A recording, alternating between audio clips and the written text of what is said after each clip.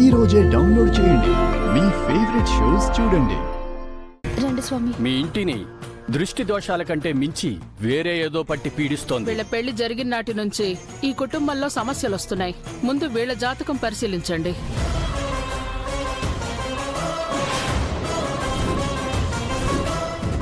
నీ జాతకంలో పతిగండం ఉందమ్మా.